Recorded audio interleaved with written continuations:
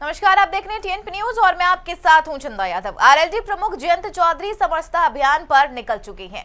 इस अभियान में वे अकेले ही यात्रा तय कर रही हैं, जहां वे 1500 गांव से गुजरते हुए अपनी सियासी जमीन तलाशेंगे और खोए हुए जनाधार को वापस लेकर लोकसभा में अपनी जीत का दावा ठोकते दिखेंगे। देखिए रिपोर्ट।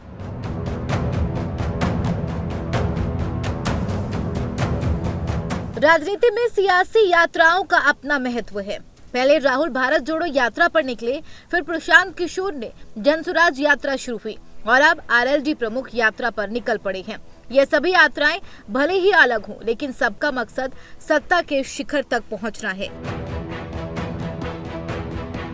आरएलडी प्रमुख जब लोकसभा चुनाव की सियासी पिच पर बैटिंग करने उतरे तो उन्होंने 1500 गांव से गुजरने का संकल्प लिया अपनी खोई हुई सियासी जमीन को वापस लेने का संकल्प, पश्चिमी यूपी की सियासत में दबदबा कायम करने का संकल्प, पुराने जनाधार को वापस पाने का।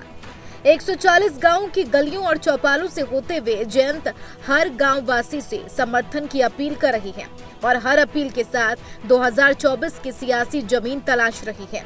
एकता चलो की राह पकड़े जयंत सियासी साझेदार सपा नेता अखिलेश यादव के बिना ही इस यात्रा पर निकले हैं।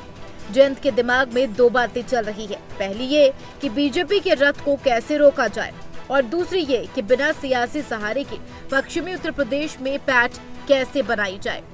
जयंत गठबंधन के सियासी सारथी अखिलेश यादव के बिना ही इस यात्रा को साधने निकल चुके हैं। जयंत हर वर्ग की बात कर रही हैं। वो जाट और मुस्लिम को साथ लाने की कोशिश कर रही हैं, क्योंकि आरएलडी प्रमुख जानते हैं कि बिना सपा के मुस्लिमों को साथ रखना बड़ी चुनौती बन जाएगा।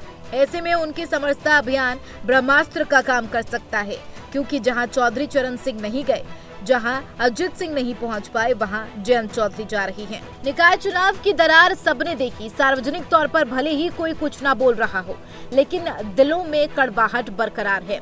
एक और साथ चलने के सारे प्रयास किए जा रही हैं, दूसरी ओर अकेले चलने के लिए भी पूरी तैयारी की जा रही है। लेकिन सपा नेता जयंत के समरसता अभियान की शान में कसीदे जरूर पड़ रहे हैं। उन्हें लगता है कि जयंत का यह प्लान जितना आगे बढ़ेगा, बीजेपी उतनी कमजोर होती जाएगी। पूरब में अखिलेश और पश्चिम में जयंत बीजेपी को घेरेंगे और जयंत के अभियान से बीजेपी का जनाधार कम हो रहा है। बहरहाल जयंत 140 गांव का सफर तय करके 1500 गांव के मिशन पर निकल पड़े हैं। अब यह समरसता अभियान पश्चिमी यूपी में मिशन 2024 में आरएलडी और सपा को कितना फायदा दिला पाएगा और बीजेपी को कितना मुश्किल में डाल पाएगा, यह तस्वीर आने वाले वक्त में साफ हो जाएगी।